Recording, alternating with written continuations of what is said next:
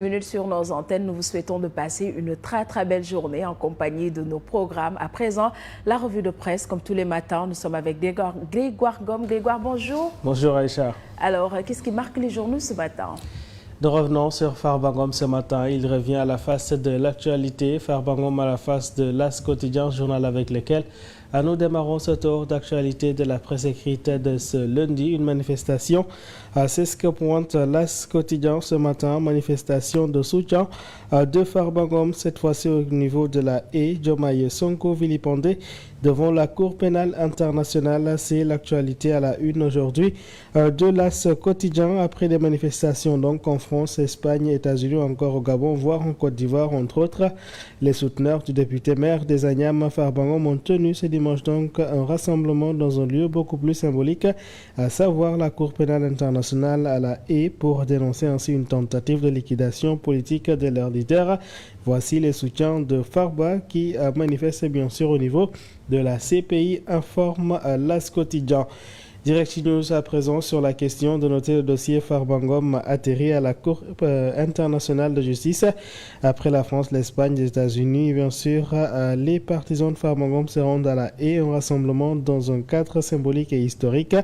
Au-delà du soutien à Farba Ngom, un message puissant face aux dérives dictatoriales des nouvelles autorités. Farba, une figure emblématique que certains cherchent à écarter du paysage politique, fait face à une menace sérieuse. Cette tentative de liquidation politique initiée dans son fief à Niam ne saurait être tolérée, selon Direct News quotidien, qui cite ses partisans en tant que Sénégalais de la diaspora. Nous nous opposons fermement à toute forme d'injustice en son encontre et réaffirmons notre engagement indéfectible à ses côtés, disent-ils dans leur note. Source A quotidien maintenant de nous mener à parler du Premier ministre Ousmane Sonko qui était à l'Assemblée nationale.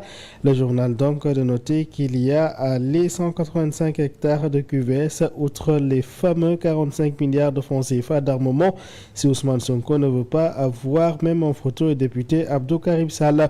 Source A quotidien de parler ainsi d'un bail portant sur 185 hectares de la forêt classée de Dias qui a été donné à QVS avec la bénédiction du ministère de l'Environnement sous le magistère du ministre Abdou Karim Sall.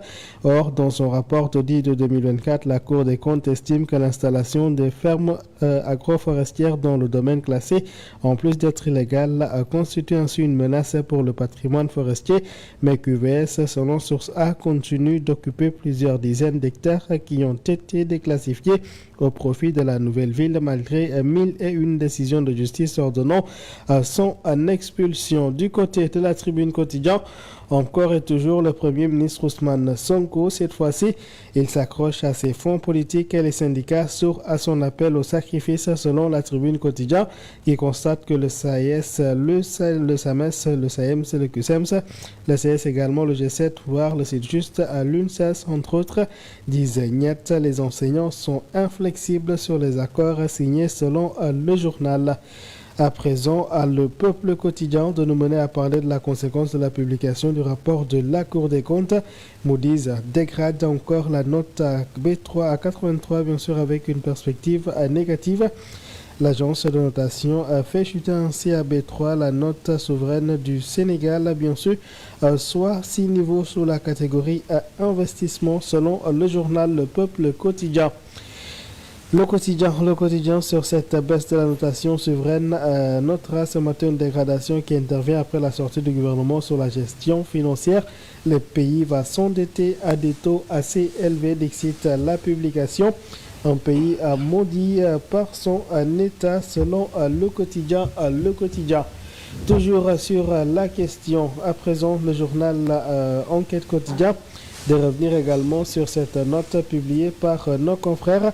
Enquête maintenant de dire que le Sénégal est en recul face à ce rapport d'ores et déjà publié. Mais Enquête quotidien met l'accent aujourd'hui sur le président de la République face aux élus du centre et évoque un dialogue sans heurts, notez bien, houleux à l'Assemblée nationale entre les PM et les députés. Les débats, bien sûr. Toutefois, le débat reste serein dans les territoires avec le président Abdoulaye Wilane. Lui parlera d'une ambiance qui était responsable, empreinte d'une exquise d'urbanité. Bassirou Diomaye Faye, donc de noter dans Enquête quotidienne, d'habitude quand il se déplace, le président rencontre ainsi des élus qui lui sont favorables. Le président Diomaye rompt avec cette tradition. Note Bassirou Diagne plus tôt dans Enquête quotidien. Libération, à présent, de nous mener à parler des révélations sur la convention signée par l'État et IB Bank en janvier 2022. On évoque un deal à plus de 105 milliards de francs CFA sous le sceau du secret.